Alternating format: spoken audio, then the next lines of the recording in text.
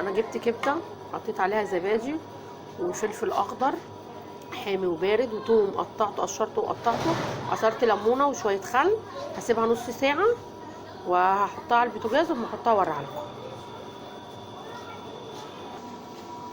كده بقى انا حطيتها على النار بعد ما سبتها شويه على الفلفل والزبادي والخل والليمون والثوم مقطعه حتت صغيره، ونفضل نقلب فيها كده لغايه لما تستوي.